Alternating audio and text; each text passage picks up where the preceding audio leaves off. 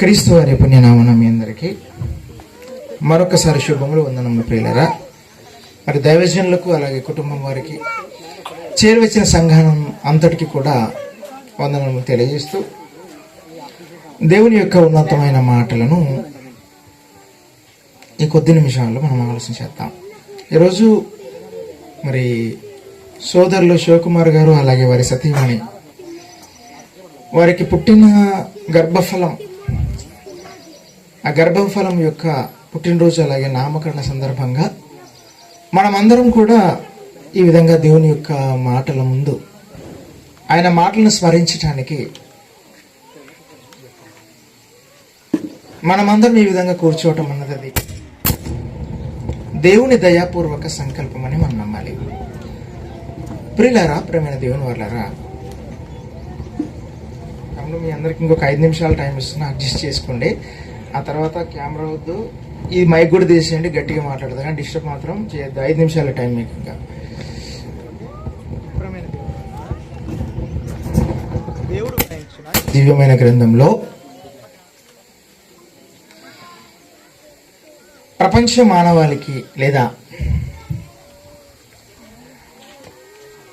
మనుషులుగా ఉన్న ఈ సమాజానికి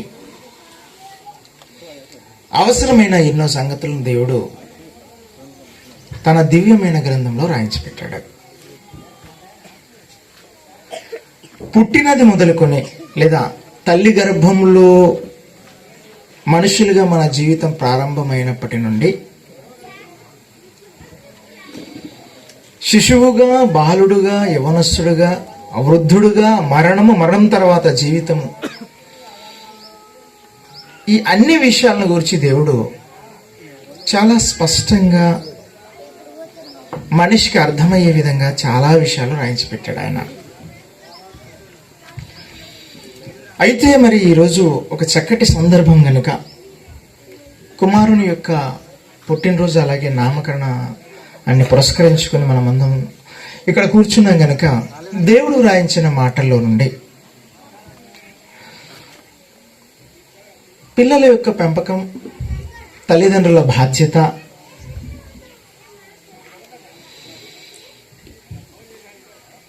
వీటిని గురించి దేవుడు ఎలాంటి విషయాలు రాయించాడో కొద్ది నిమిషాలు మనం దేవుని వాక్యాన్ని మనం ధ్యానం చేద్దాం. ఒకసారి బైబిల్లో రాయబడిన మాట మనం చూసుకోగలిగితే ప్రియులరా, సామెతల గ్రంథంలోని ఒక మాటను చదువుకుందాం. సామెతల గ్రంథం 22వ అధ్యాయము 6వ వచనాన్ని మనం చదవగలిగితే, సామెతల గ్రంథము 22వ అధ్యాయము 6వ వచనాన్ని మనం చదువుకుందాం. బాలుడు నడవవలసిన త్రోవను వానికి నేర్పము, వాడు పెద్దవాడైనప్పుడు దాని నుండి తొలగిపోడు అన్నాడు. ఏమన్నాడు? బాలులకు నడవవలసిన త్రోవను వానికి నేర్పాలి అని అన్నాడు. దాని యొక్క ప్రభావం ఎప్పటి వరకు ఉంటుందని చెప్పాడు తెలుసా? పెద్దవాడైనప్పుడు వాడు దాని నుండి తొలగిపోడు. పెద్దవాడు అనంటే ఏమండి, బైబిల్లో దానికి దేవుడిచ్చిన అర్థం వృద్ధుడైనప్పుడు అని రాయబడింది. అంటే ఒక బాలునికి నడవవలసిన త్రోవను మనం నేర్పితే, అంటే బాలుడు నడవవలసిన త్రోవ ఉంది, నడవకూడని త్రోవ కూడా ఉంది. ఇప్పుడు మనం నడవవలసిన త్రోవను గురించి మాట్లాడుకుందాం. నడవవలసిన త్రోవలో నడిపించేది ఎవరు? బాలుడు నడవవలసిన త్రోవను వానికి నేర్పము అని అన్నాడు ఆయన. ఇక్కడ నేర్పించు అన్నాడు. ఇదిగో పక్కన ఏమండి, మనం ద్వితీయోపదేశ కాండం 6వ అధ్యాయం 6వ వచనంలోకి వెళ్ళగలిగితే తీయండి, అక్కడ అభ్యసింప చేయాలి అని అన్నాడు. ఏమన్నాడు? అభ్యాసం అని చెప్పాడు. అంటే మనము పిల్లలకు ఏం నేర్పమన్నాడంటే దేవుడు వాక్యాన్ని నేర్పించాలి. ఆ నేర్పిన విధానం వాడు నేర్చుకున్న విధానం ఏ స్థాయిలో ఉండాలని చెప్పాడంటే ఆయన ద్వితీయోపదేశ కాండంలో, నీవు నీ కుమారులకు వాటిని అభ్యసింపజేసి అని అన్నాడు. అభ్యాసం. అభ్యాసం అంటే ప్రియమైన దేవుని వాళ్ళరా ఎంత పెద్ద మాట అంటే అది. అభ్యాసం అంటే నిరంతరం నేర్పించటం అని దాని అర్థం. అభ్యాసము అని అంటే ఇంకా చెప్పాలేనంటే పిల్లలకి ఏ విధంగా అభ్యసింపజేయాలో, వాడు నడవవలసిన త్రోవను వాడికి ఏ విధంగా ట్రైన్అప్ చేయాలని చెప్పాడంటే కింది వచనాలు చదవండి అన్నయ్య. అభ్యసింపజేసి నీ ఇంట కూర్చుండునప్పుడును, త్రోవను నడుచున్నప్పుడును, పండుకొనున్నప్పుడును, లేచున్నప్పుడును, అంటే దేవుని మాటలను గూర్చి పిల్లలకు అభ్యసింపజేయాలి లేదా నేర్పించాలి. ఎప్పుడప్పుడు అని చెప్పాడు? నువ్వు ఇంట కూర్చుండినప్పుడును, త్రోవను నడిచినప్పుడును, పండుకొనినప్పుడును. అంటే ఇవన్నీ ఎప్పుడు జరుగుతాయి తెలుసా అండి? బాలుడుగా ఉన్నప్పుడు సాధ్యమయ్యే పని. మీరు చూసింటారు, ఒక తల్లి తన కుమారుడిని ఏమండి ఎత్తుకునే పరిస్థితులు, అప్పుడప్పుడు నడుస్తున్న పరిస్థితులు వాడు ఉన్నప్పుడు, అమ్మ కిచెన్ రూమ్లోకి వెళ్తే వాడు కిచెన్ రూమ్లోకి వెళ్తాడు, అమ్మ బయటికి వస్తే వాడు బయటికి వస్తుంటాడు, అమ్మ పడుకుంటే వాడు పడుకోవడానికి వెళ్తాడు, అమ్మ ఎటు తిరిగితే అక్కడ వస్తుంటాడు. ఎప్పుడు అది? బాలుడుగా ఉన్నప్పుడు. అంటే ఈ యొక్క తల్లికి కుమారునికి మధ్య ఏముంటుంది తెలుసా అండి? ఒక ప్రేమ మాత్రమే. ఇంకా చెప్పాలంటే వాని ప్రపంచం ఏదైనా ఉంది అంటే తల్లి లేదా తండ్రి, అంతే. ఇంకా వేరే ప్రపంచం తెలియదు వాడికి. వాడికి తల్లే ప్రపంచముగా ఉన్నప్పుడు, తండ్రే ప్రపంచంగా ఉన్నప్పుడు, మనం వాని హృదయంలో వాక్యాన్ని, దేవుని మాటలను అభ్యసింప చేయాలి అన్నాడు దేవుడు. ఎందుకంటే ప్రేమ ఉన్న చోట వాక్యం ఫలిస్తుంది. ఆ కుమారునికి తల్లికి మధ్య ఉన్నది అపారమైన ప్రేమ. ఏమండి, ఆ కుమారునికి ప్రపంచం ఏదైనా ఉంటే అది అమ్మే, లేదా ప్రపంచం ఏదైనా ఉంది అని అంటే అది నాన్నే. వారి మధ్య ప్రేమ మాత్రమే ఉంటుంది. అలాంటి ప్రేమ వాతావరణంలో వాడు కూర్చున్నా, లేచినా, నిలవబడినా, పడుకున్నా ఆ టైంలోనే పిల్లలకు దేవుని వాక్యాన్ని నేర్పించాలి. ప్రియమైన దేవుని వాళ్ళారా, దేవుడు ఒక మాట చెప్పాడంటే దాని యొక్క లోతు చాలా ఉంటుందండి. సత్యమైనది బహు దూరముగాను లోతుగాను ఉందన్నాడు. సత్యం అన్నది, వాక్యం అన్నది చాలా లోతైనది.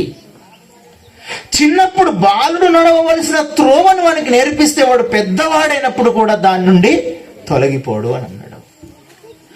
పిల్లలు ఏమండి దేవుని మాటల ప్రకారం బ్రతకకపోతే వాడు ఏమంటే తప్పుడు అడుగులు వేస్తున్నప్పుడు కూడా బాలుని ఏమన్నా తెలుసా అంటే ఒక తండ్రిగా బాలుని శిక్షించాలి అని అన్నాడు. బెత్తము వాడిని ఏమండి బెత్తం వాడని వాడట, వాడని తండ్రి కుమారునికి ఏమైపోతాడట? విరోధి అని రాయబడింది. ఒకసారి ఆ మాటలను చదువుకుని మనం ముందుకెళ్ళిపోదాం ప్రేమ దేవుని వాళ్ళారా. సామెతల గ్రంథము 13వ అధ్యాయము 24వ వచనం చదవండి. సామెతల గ్రంథము బెత్తము వాడని వాడు తన కుమారునికి, అదేంటి సాతాను కదా విరోధి మన పిల్లలకి. అంటే బెత్తము వాడని వాడు తన కుమారునికి, అంటే తండ్రి అయిన తర్వాత బెత్తం వాడాలా? తండ్రి శిక్షింపని కుమారుడు ఎవడు అన్నాడు హెబ్రీ పత్రిక. అంటే మన పిల్లల్ని క్రమమైన పద్ధతిలో పెట్టడానికి బెత్తం వాడమని చెప్పాడు దేవుడే. బెత్తం వాడడం అంటే ఏదో వాడిని దండించడం, వాడిని ఏమంటారు, వాడిని కొట్టడం, శిక్షించడం కాదు, వాడిని క్రమశిక్షణలో ఉంచటం. వాడిని క్రమశిక్షణలో ఉంచడానికి దేవుడు చెప్పాడు బెత్తం వాడడం. వాడిని చావబడడానికి, వాడిని చంపేయడానికి కాదు దాని అర్థం. ప్రియమైన దేవుని వాళ్ళారా, దేవుడు ఈ మాటలన్నీ ఎందుకు చెప్పాడు తెలుసా? ఇప్పుడున్న పరిస్థితుల్లో సమాజం చాలా భయంకరంగా ఉంది. ఏమన్నాడు తెలుసా అండి? కొరింథీ పత్రికలో దుష్ట సాంగత్యము ఏం చేస్తుందట?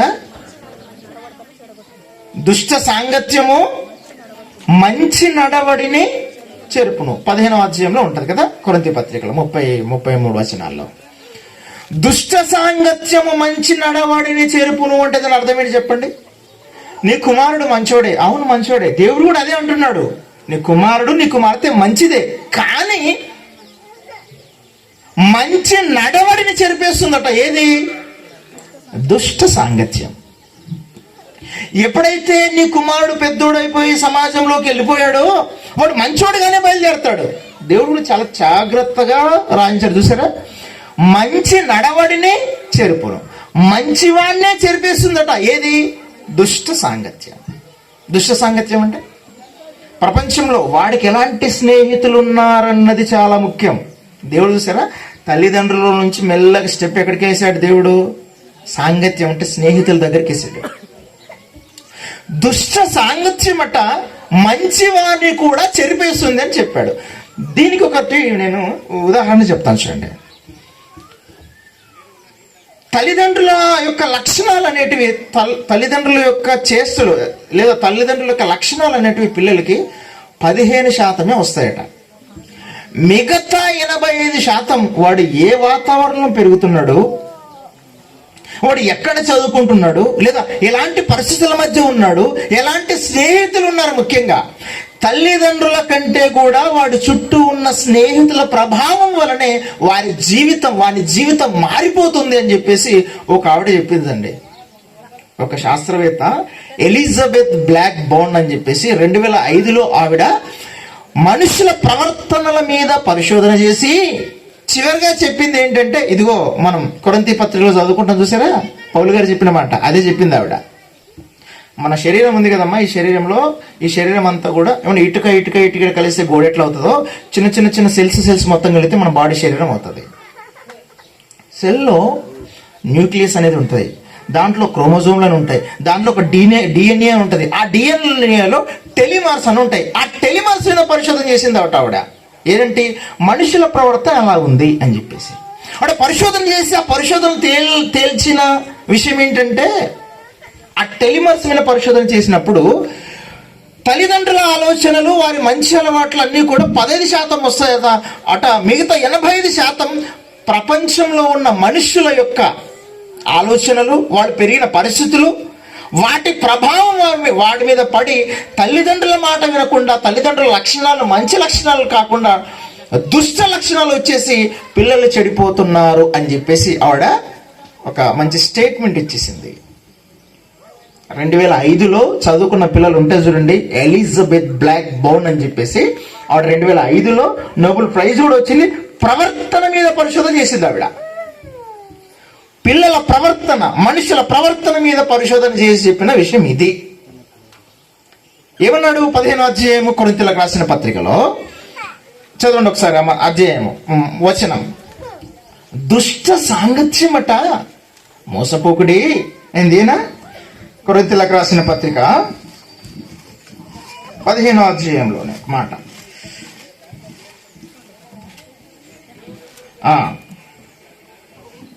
32వ వచనం.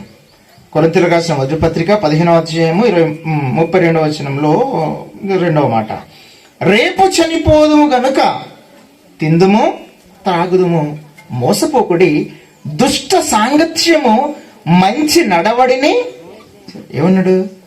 రేపు చస్తాం కానీ మంచి తాగుదాం తిందాం రా అంటున్నారట. రేపు చనిపోదుము గనక, అంతేనా రాబడింది అక్కడ? రేపు చనిపోదుము గనక తిందుము త్రాగుదము, మోసపోకండి, దుష్ట సాంగత్యము మంచి నడవడిని చెరుపును అన్నాడు. అంటే మంచోన్ని కూడా దుష్ట సాంగత్యం. అవును, తల్లిదండ్రులు మంచి వాళ్ళే, వాళ్ళ తాతలు మంచి వాళ్ళే, పిల్లలు కూడా మంచి వాళ్ళే. ఇక్కడ ఎక్కడ సమస్య వచ్చింది? దుష్ట సాంగత్యం అట ఏం చేసింది? మంచి నడవడిని చెరుపు. దుష్ట సాంగత్యం మంచి నడవడిని చెరిపిందా? అంటే మంచివాడిని కూడా చెరిపేసేంత ప్రభావం ఈ ప్రపంచానికి ఉందా? అవును, ఈ సాంగత్యానికి ఉంది. వాడు ఎలాంటి ఏమంటే అమ్మాయిలైనా సరే, ఆడపిల్లలు, వాళ్ళు ఎలాంటి పరిస్థితుల మధ్య తిరుగుతున్నారు, ఎలాంటి ఫ్రెండ్స్ ఉన్నారా మీకు? వీటి మీద వారి యొక్క 85% లైఫ్ డిపెండ్ అయి ఉంటుందని చెప్పారు చూడండి. ఎలిజబెత్ బ్లాక్ బోర్న్ అని చెప్పేసి డిఎన్ఏలో ఉన్న టెలిమర్స్ మీద పరిశోధన చేసి పూర్తిగా చెప్పిన విషయం ఇదే. దుష్ట సాంగత్యమట మంచి నడవడిని చేరిపోను. అందుకేనండి తల్లిదండ్రులుగా ఉన్నవారు వారి గర్భాన్న పిల్లలు ఉన్నప్పుడే ఏదైనా సమస్య వస్తే ఎవరిని ఆశ్రయించాలో తెలుసా అండి? అండి ఎవరిని ఆశ్రయించాలో తెలుసా? ఒకసారి ఆదికాండంలో రాయబడిన మాట మనం ఒకసారి చదవగలిగితే, ఆదికాండంలోని 25వ అధ్యాయము రిబ్కాను గురించిన సందర్భం. ఆదికాండము 25వ అధ్యాయము అండి ఎన్నో వచనం? 22వ వచనం చదవండి ఒకసారి. 25వ అధ్యాయము. ఆమె గర్భంలో శిశువులు ఒకనితోనొకడు పెనుగులాడిరి గనుక ఆమె ఇలాగైతే నేను బ్రతుకుట ఎందుకుని అనుకుని ఈ విషయమై యెహోవాను అడుగ వెళ్ళెను. తల్లి గర్భంలో పిల్లల సమస్యలు ఏంటండి? 2 పిల్లలు ఉన్నారు, ఏదో గందరగోళం అవుతుంది నాకు అని చెప్పి, అసలు ఏం జరుగుతుందని చెప్పేసి ఆవిడ ఏం చేసింది తెలుసా? ప్రార్థన చేసింది. ఈ విషయమై ఎవరికి సంప్రదించింది ఆవిడ? దేవుణ్ణి అడగటానికి వెళ్ళింది. మన గర్భంలో పిల్లలున్నప్పుడే, తల్లులకు చెప్తున్న మాట దేవుడు, మన గర్భంలో, మీ గర్భాల్లో పిల్లలున్నప్పుడే ఎవరిని సంప్రదించాలి అని అంటే ప్రార్థనలో దేవుణ్ణి సంప్రదించాలి. గర్భంలో ఉన్న బిడ్డ విషయమై దేవునికి ప్రార్థన చేయాలి. విషయం ఏంటి అక్కడ? విషయం ఏంటి? మరల చదవండి. విషయం ఏం చెప్పాడు ఆయన? ఆమె గర్భములో శిశువులు ఒకనితో ఒకడు పెనుగులాడిరు గనుక ఆమె ఇలాగైతే బ్రతుకుట ఎందుకని అనుకుని ఈ విషయమై యెహోవాను అడగవలెను. ఏ విషయమై? గర్భంలో ఉన్న పిల్లల విషయమై. మొత్తానికి ఎవరిని అడగడానికి వెళ్ళింది? దేవుని అడగడానికి. అంటే తల్లి గర్భంలో ఉన్నప్పుడే పిల్లల విషయమై దేవునికి ప్రార్థన చేయాలి. మొట్టమొదటగా ప్రతి గర్భవతి, ప్రతి తల్లి తెలుసుకోవాల్సిన ముఖ్యమైన విషయం ఏంటంటే దేవుణ్ణి సంప్రదించాలి, దేవునికి ప్రార్థన చేయాలి పిల్లలు గర్భంలో ఉన్నప్పుడే. మీరు చూశారు కదా, హన్నా తన జీవితకాలంలో చూడండి, ఆవిడ కూడా దేవునికి ప్రార్థన చేసినట్టుగా. ఇదిగో సమూయేలు గారి గురించి మనం చదువుకుంటాం కదా.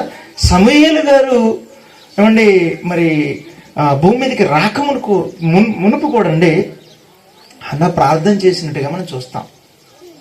ప్రియమైన దేవుని వాళ్ళారా, అంటే దేవుడు ఒక విషయాన్ని చెప్పాడంటే అది ఖచ్చితంగా 100% రైట్ ఉంటుంది తప్ప రాంగ్ అనేది ఉండదు. అంటే దుష్ట సాంగత్యము మంచి నడవడిని చెరుపుతుంది అని అంటే మీరు ఆలోచించండి, ప్రపంచం యొక్క ప్రభావం మనుషుల పైన ఏ స్థాయిలో ఉందో అండి. ఇంకా చెప్పాలంటే సరే, దేవుని కోసం ఏమంటే పిల్లల కోసం దేవునికి ప్రార్థించే తల్లిదండ్రులు చాలా తక్కువ కానివ్వండి, పిల్లలని నరకానికి పంపించే తల్లిదండ్రులు మాత్రం చాలా మంది ఉన్నారండి నిజంగా చెప్పాలంటే. ఎందుకంటే పిల్లల కొరకు ప్రార్థన చేయరు, వారికి వాక్యము నేర్పించరు. అంటే చరిత్రలో మెలకు అని చెప్పేసి ఒక దేవత ఉండేదన్నమాట. ఇజ్రాయేల్ అనేవారు ఏమండి మెలకు దేవతకి ఇలా ఉంటుందండి. ఆ దేవత ఇలా ఉంటుంది. దేవత ఇట్లా చేతులు పెట్టేసుకుని ఒక మొత్తం ఎద్దు ముఖం పెట్టేసి ఇలా ఉంటుంది అనమాట. ఇలా ఉంటే అక్కడ కింద అగ్ని పెట్టేసి ఆ ఇజ్రాయేల్ ప్రజలు దేవుని మాటను తిరస్కరించి ఏం చేశారు తెలుసా? ఆ పసిపిల్లల్ని తీసుకొచ్చేసి అగ్నిగుండంలో పెట్టేసేవారట. ఎందుకు అని అంటే మా వ్యవసాయం బాగుంటుంది, ఇంకా మాకు ఎక్కువ పిల్లలు పుడతారు అని చెప్పేసి పిల్లల్ని అగ్నిగుండంలో వేసేవారట. ఇది ఏమండి, ఇది బైబిల్లో కొంచెం ఉంది కానివ్వండి, ఏమండి వేరే మన యూదా టాల్మన్స్లో కానివ్వండి, బాబిలోనియన్ టాల్మన్స్ అని వేరే గ్రంథాలు ఉంటాయి. అక్కడైతే ఈ మెలకు దేవతల గురించి విపరీతంగా రాసి పెట్టారు వాళ్ళు. అంటే ఏం చేసేవారు అంటే మేము బాగుండాలి అని చెప్పేసి వాళ్ళు ఏం చేసేవారంటే పసిపిల్లల్ని తీసుకొచ్చి అగ్నిగుండంలో పెట్టేసేవారట. లేవియాకాండంలో ఒక మాట చదువుకుని ముందుకెళ్ళిపోదాం. లేవియాకాండంలో ఒక మాట మనం చదువుకోగలిగితే ప్రేమ దేవున్నారు. 18వ అధ్యాయం 21వ వచనం చదువుకుందాం. లేవియాకాండం 18వ అధ్యాయం 21వ వచనం. నువ్వు ఏమాత్రమును నీ సంతానమును మెలేకు నిమిత్తము అగ్నిగుండము దాటనేయకూడదు. దేవుడు ఎంత చక్కగా చెప్పాడు చూడండి. పిల్లల్ని ఏం చేశారంటారండి అప్పుడు అండి, కనాను ప్రాంత ప్రజల యొక్క ఆలోచనలకు, సాంగత్యానికి అలవాటైపోయిన వీళ్ళు, ఈ దుష్ట సాంగత్యానికి అలవాటైపోయిన ఈ ఇజ్రాయేలీలు కూడా ఏం చేస్తున్నట్టు తెలుసా అండి? మెలకు దేవతకు చేసినట్టుగా వీళ్ళు కూడా వెళ్ళి అగ్నిగుండానికి ఇచ్చేస్తున్నట్టు పిల్లల్ని. మనం చదువుకున్నాం కదా ఏమని, దుష్ట సాంగత్యము మంచి నడవడిని చెరుపును.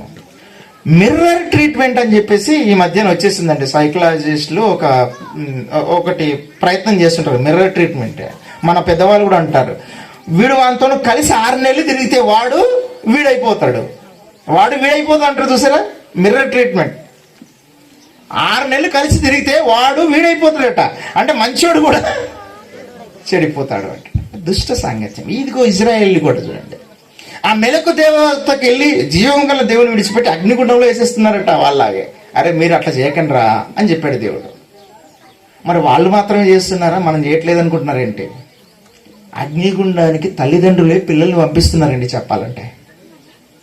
ఎందుకంటే ఆ పిల్లల్ని గర్భవతి మొదలుకొని వాడు పెద్దవాడయ్యేంత వరకు తల్లిదండ్రులకి చేతనైన దినములు దేవుని వాక్యంలో పెంచాలి పిల్లల్ని. వాక్యం తప్పించి మిగతా అవన్నీ నేర్పిస్తారండి. అసలు నిజంగాండి యేసుక్రీస్తు వారికి కూడా చూడండి, సమాజంలోకి వాక్యాన్ని తీసుకెళ్తున్నప్పుడు పిల్లలకు ఏమంటే కంఫర్ట్ లైఫ్ ఇవ్వలేదండి. చాలా మంది అనుకుంటారు మా పిల్లలు బాగా సుఖపడాలి, అంతే కష్టపడకూడదు. ఈ సమాజంలో దేవుని కొరకు నిలవబడాలి, కుటుంబం కొరకు నిలవబడాలి, సమాజాన్ని చక్కదిద్దాలి అని అంటే యేసుక్రీస్తు వారు ఇచ్చిన ట్రైనింగ్ తెలుసా అండి శిష్యులకు? ఎంత కఠినమైన ట్రైనింగ్ ఇచ్చారు తెలుసా మీకు? 10వ అధ్యాయం మత్తయి సువార్త ఒకసారి మాటలు చదవగలిగితే ఇప్పుడు దేవుని వాళ్ళరా, శిష్యులకు యేసుక్రీస్తు శిష్యులకు ఇచ్చిన ట్రైనింగ్ ఎంత కఠినమైనదంటే మీరు ఆశ్చర్యపోతారు. ప్రేమ దేవుని వాళ్ళరా, 10వ అధ్యాయము 5వ వచనాన్ని మీరు ఒకసారి చదవండి. యేసు 12 మందిని పంపుచు వారిని చూచి వారికి ఆజ్ఞాపించినదేమనగా,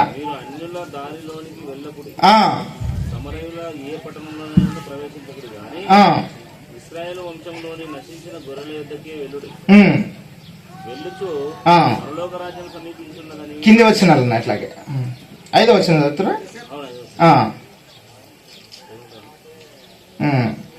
ఇదిగోండి 9వ వచనం. సో 9వ వచనం ఏం చెప్పాడు చదవండి. మీ సంచులలో బంగారమునైనను వెండినైనను రాగినైనను ప్రయాణము కొరకు జాలనైనను 2 అంగీలనైనను చెప్పులనైనను చేతి కర్రనైనను సిద్ధపరచు కొనకుడి. ఏం చెప్పాడు తెలుసండి? యేసుక్రీస్తు వారు తన శిష్యులను సమాజంలోకి పంపిస్తున్నప్పుడు మీరు వెళ్ళేటప్పుడు 2 అంగీలు తీసుకెళ్ళకండి, దేవుడు చూసుకుంటాడు. మీరు వెళ్ళేటప్పుడు 2 అంగీలు తీసుకోవద్దట. మీ సంచుల్లో బంగారమైన వెండి అయిన రాగి అయిన ప్రయాణం కొరకు జాలినైన 2 అంగీలనైనా చెప్పులనైనా చేతి కర్రనైనా సిద్ధపరచుకోనప్పుడు. ఇది కంఫర్ట్ లైఫా మీరు చెప్పండి? లగ్జరియస్ లైఫా? దేవుని నమ్మాలి, దేవుడు ఇవ్వకపోతే ఆ కఠినమైన పరిస్థితులను కూడా ఎదుర్కోవాలని చెప్పేసి యేసుక్రీస్తు వారు తన శిష్యులకు నేర్పిన జీవన విధానం అది. దేవుడు చూసుకుంటాడు, మీరు వెళ్ళండి. లేకపోతే పట్టించుకోలేదా వాళ్ళు తిరిగి వచ్చేసేయండి, దుమ్ము దులిపి కాళ్ళ దువ్వులు దులిపి వచ్చేసేయండి అని చెప్పాడు. అంటే ఎలాంటి పరిస్థితుల్లో అయినా ఈ సమాజంలో దేవుని కొరకు నిలబడటానికి ఏమీ లేకున్నా, రిక్తుడుగా ఉన్నా కూడా సమాజంలో దేవుని వాక్యాన్ని సమాజానికి అందించాలి. అందు విషయమై ఎలాంటి పరిస్థితుల్లో కూడా ఎంత కఠినమైన పరిస్థితుల్లో కూడా మీరు సర్వైవ్ అవ్వాలని చెప్పేసి యేసుక్రీస్తు వారు మీరు ఏది తీసుకెళ్ళకండి అని చెప్పేసారండి. ఇదే విధానాన్ని ఇప్పటికీ నార్వే, జపాన్, ఆస్ట్రేలియా ఇలాంటి ప్రాంతాలలో ఏమండి కఠినమైన స్కూల్స్ ఉంటాయన్నమాట. అడవుల్లోకి పంపించేస్తారు. నీకు ఒక పుస్తకం ఇస్తున్నా, ఒక కర్ర ఇస్తున్నా, మీరు వెళ్ళండి అడవుల్లోకి. తిరిగి 3 నెలల తర్వాత రావాలి. ఎలా వండుకుంటారో ఏం తింటారో అంత కఠినమైన స్కూల్స్ ఉంటాయండి. అక్కడ పంపించేస్తారు. మీరు అక్కడ ట్రైన్ అప్ అవ్వాలి. సమాజంలో ఎలాంటి కఠినమైన పరిస్థితులు ఉన్నా కూడా మీరు తట్టుకొని తిరిగి రావాలని చెప్పేసి కఠినమైన ట్రైనింగ్ ఇచ్చేస్తుంటారంటే ఇప్పుడు కూడా. అంటే దాని అర్థం నేను ఏం చెప్పదలుచుకున్నానంటే, ఇక్కడ మన పిల్లలని దేవుళ్ళో పెంచుతున్నప్పుడు కంఫర్ట్ లైఫ్లోనే నువ్వు పెంచాలనుకుంటే ఖచ్చితంగా వాడు దుర్మార్గుడైపోతాడు. మొన్న ఒక వార్త చెప్పనా, ఒక కూతురు, అంటే తల్లిదండ్రులు బాగా చిన్నప్పటి నుంచి రిచ్గా పెంచారట పాపని, బాగా ఏమంటారు లగ్జరీస్గా పెంచారట. కొన్ని సంవత్సరాల తర్వాత వాళ్ళ డాడీ యొక్క బిజినెస్ లాస్ వచ్చేసరికి ఏమంటే కుటుంబం అన్న తర్వాత ఎట్లుంటాయి ఎకనామికల్ పొజిషన్స్, అప్ డౌన్స్ ఉంటాయి, డబ్బులు ఉంటాయి ఒకసారి ఉండవు కదా. ఇప్పుడు కుటుంబంలో పరిస్థితులు అంతా డబ్బులు తక్కువైపోయేసరికి ఎక్కడో సాఫ్ట్వేర్ ఉద్యోగం చేస్తున్న ఆవిడ ఆ డబ్బులు తక్కువైపోయినప్పుడు ఏం చేసిందట ఆ కూతురు, డే టైం అంతా ఉద్యోగం చేసి సాయంత్రం కానీ వ్యభిచారాలకు వెళ్ళిపోతుందట. ఎందుకు చెప్పండి? ఈ జీవితంలో ఎలాంటి కఠిన పరిస్థితుల్లో కూడా మీరు సర్వైవ్ అవ్వాలని తల్లిదండ్రులు చెప్పలేదు గనక తన గుణాన్ని, తన శీలాన్ని, తన క్యారెక్టర్ని పాడు చేసుకుంది. కారణం ఏంటి మీరు చెప్పండి. అంటే తల్లిదండ్రుల పెంపక లోపం కాదా? అంటే లగ్జరీస్ లైఫ్ అలవాటు పడితే దాన్ని అలాగే కొనసాగించాలా? అందుకేనండి మనం ఎన్ని డబ్బులు ఉన్నా లేకపోయినా పిల్లల్ని కఠినమైన పరిస్థితుల్లో కూడా వాళ్ళు పెరగటానికి, అన్నిటిని ఎదుర్కొనటానికి సిద్ధం చేయాలి. తల్లిదండ్రులుగా ఉన్నవారు అన్ని రకాలుగా ట్రైనప్ చేయాలి. యేసుక్రీస్తు వారు ఏమన్నారు, మరలా మాట్లాడండి, మీరు వెళ్ళినప్పుడు, సమాజంలోకి వెళ్ళినప్పుడు శిష్యులుగా ఉన్న మీరు లగ్జరీస్ లైఫ్ కాదు, ఎలాంటి పరిస్థితుల్లోనైనా కూడా మీరు సర్వైవ్ అవ్వాలి, జీవితాన్ని కొనసాగించాలి అని చెప్పేసి యేసుక్రీస్తు వారు తన శిష్యులకు ఇచ్చిన కఠినమైన శిక్షణ మీరు చూసారా? బంగారం వద్దు లేకపోయినా పర్వాలేదు, వెండి లేకపోయినా పర్వాలేదు, ఏమన్నాడనే రాగినైనాను ప్రయాణం కొరకు బ్యాగ్ కూడా వద్దని చెప్పేసాడు ఆయన. పర్సు కూడా వద్దని చెప్పేసాడు ఆయన. ఇంకానే ఎన్ని అంగీలు? 2 అంగీలు. మన లైఫ్ ఎట్లుంది మీరు చెప్పండి. ఇప్పుడు మన లైఫ్ ఎట్లుంది? 2 అంగీలు ఉన్నాయి. మన లైఫ్ ఎంత లగ్జరీస్ ఉందండి. భక్తిని ఎలా కొనసాగించమని చెప్పాడు తెలుసా ఆయన? ఏమని చెప్పాడు తెలుసా అండి? మీరు అన్నము వస్త్రము కలిగిన వారయ్యుండి భక్తిని కొనసాగించాలి. తగు మాత్రపు వస్త్రాలు, అన్నము, మిగతా ఏమున్నా కూడా అన్నవస్త్రములు కాకుండా నీకు ఏమున్నా కూడా నీవు దేవుని దృష్టిలో ధనవంతురాలవే చెప్పాలంటే. ఇక మనమేనుకుంటే ఎవరినో చూస్తాం, వాళ్ళతో పోటీ పడి ధనవంతులు అంటే వాళ్ళు రా అని అనుకుంటాం. నీకు అన్నము వస్త్రం ఉన్నాయా? అంతకు మించి ఇంకేమున్నా ఆయన ఒకటే అడుగుతాడు, అన్నం వస్త్రం ఇచ్చాను కదా నాన్న, నీకు ఇచ్చావు, మరి భక్తిగా బతికేవా? ఇదే ప్రశ్న. ఇప్పుడు మరలా చదవండి, ఎన్నో అధ్యాయమని మత్తయి సువార్త 10వ అధ్యాయము 6వ వచనాలు చదవండి. మీ సంచులలో బంగారమునైనను వెండినైనను రాగినైనను ప్రయాణము కొరకు జాలినైనను 2 అంగీలనైనను ఏమంటేనా చెప్పులనైనను చేతి కర్రనైనను సిద్ధపరచకొనకండి. అంటే ఎలాంటి పరిస్థితుల్లోనైనా మీరు సర్వైవ్ అవ్వాలా? ఎలాంటి పరిస్థితుల్లోనైనా ఆడపిల్లలు ఉండి, మా మధ్యకాలంలో ఒక ఆవిడకు, ఒక అమ్మాయికి వాళ్ళ అమ్మ మేకప్ కిట్ ఇవ్వలేదని చెప్పేసి ఇంట్లో ఉన్న కర్రతో తల మీద కొట్టిందట. మహా తల్లివే, నా బిడ్డ ఎట్లా పెరగాలంటే ఇదిగో హీరోయిన్ కనిపిస్తుంది, అచ్చం అట్లనే పెరగాలి. చచ్చిపోద్దమ్మా. నా కొడుకు ఎట్లా పెరగాలంటే అక్కడ ఉన్నాడు సినిమా హీరో, అట్లా ఉండాలి. ఎట్లా బ్రతకలు నేర్పించండి. యేసుక్రీస్తు ట్రైనప్ ఎట్లా చేశాడు తెలుసా? అన్ని ఉన్నా లేకున్నా అన్ని పరిస్థితులను తట్టుకొని, ఎందుకు? భక్తిగా బ్రతకటం కోసం. అన్నిల్లో నేను సంపన్న స్థితిలో ఉండను ఎరుగుదును, పేదరికంలో కూడా ఉండని ఎరుగుదును అన్నాడు. ఎవరు? పౌలు గారు. అంటే ఎలా భూమి మీద మనం బ్రతకాలి, మన జీవితాన్ని ఎలా కొనసాగించాలి, భక్తిలో కొనసాగాలంటే. లేదు ఇష్టం వచ్చినట్టుగా బ్రతుకుతానంటే అది నీ ఇష్టం. ఇదే సూత్రాన్ని ఎన్ని దేశాలు ఫాలో అవుతున్నాయో తెలుసా అండి? Japan, Canada, Sweden, Norway, Finland forest schools ఉన్నాయండి ఈ విధానాన్ని ఫాలో అవడానికి. యేసుక్రీస్తు వారు చెప్పారు చూసారా, మా పిల్లల్ని ఇలా ఈ విధంగా పెంచాలి, ఎలాంటి పరిస్థితుల్లోనైనా కూడా సర్వైవ్ అవ్వాలి వారి జీవిత కాలంలో అని చెప్పేసి చాలా స్కూల్స్ పెట్టేశారు, కొన్ని స్కూల్స్ పెట్టేశారు. ప్రవీణ దేవుని వారులారా, అంటే పిల్లల్ని దేవుళ్ళో పెంచటంలో తల్లిదండ్రుల యొక్క నైపుణ్యం చాలా అవసరం. వాళ్ళ యొక్క ఆలోచన విధానం చాలా గొప్పగా ఉండాలి ప్రవీణ దేవుని వారులారా. లేదని అంటేనండి మనుషులకు విపరీతమైన ఆలోచనలు ఎక్కువైపోయి దుష్ట సాంగత్యం మంచి నడవడిని చెరుపులు అన్నట్టుగా ఏమండి లేవియాకాండంలో మనం చదవం ఏమని, తల్లిదండ్రులైన వారు తమ పిల్లల్ని ఏం చేస్తున్నారట అండి, అగ్నిగుండానికి బలిస్తున్నారట. ఇప్పుడు మనం కూడా ఏం చేస్తున్నామంటే మన పిల్లల్ని ఈ విధంగా దేవుళ్ళో పెంచకపోవటం వలన ఏమైపోతున్నారు తెలుసండి, నరకానికి వెళ్ళిపోతున్నారు. ఏమండి ఒకసారి మీరు బైబిల్లో రాయబడిన ఒక మాట మీరు చూసుకోగలిగితే మార్కు సువార్త 9వ అధ్యాయము 48వ వచనాన్ని చదువుకుందాం. మార్కు సువార్త 9వ అధ్యాయము 48వ వచనాన్ని చదువుకుందాం. ఓకేనా, ఒకసారి మాట చదవండి.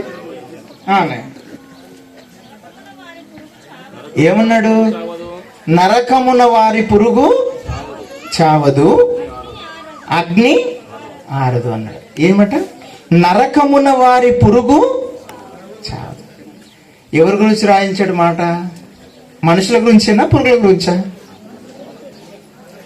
నరకమున వారి పురుగు చావదు అంటే దాని అర్థం ఏంటి చెప్పండి. భూమి మీద ఉన్నప్పుడు దేవుడు ఏమన్నాడు తెలుసా అండి, మీరు నా పిల్లలు అని అన్నారు. అన్నా కదండి,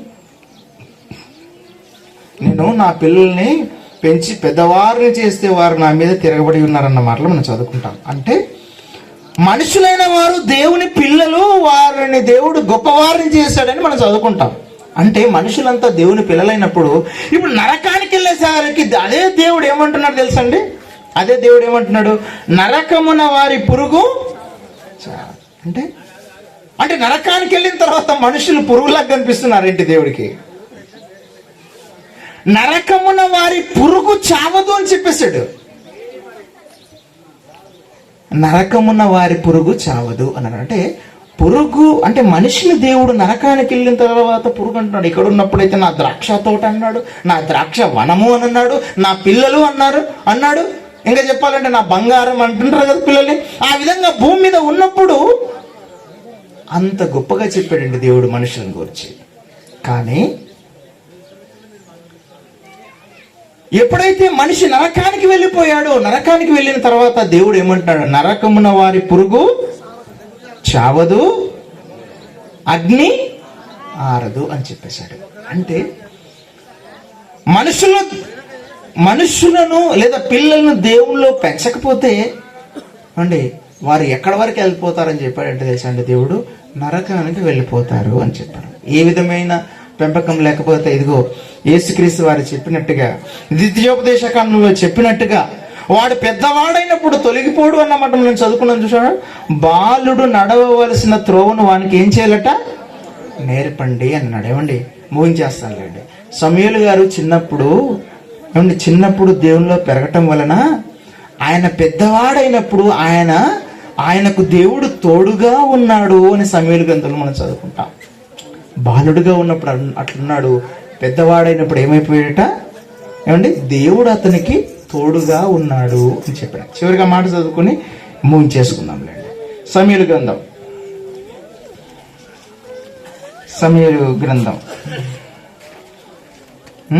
1వ అధ్యాయం, క్షమించండి 8వ అధ్యాయం 3వ అధ్యాయము 13వ వచనం.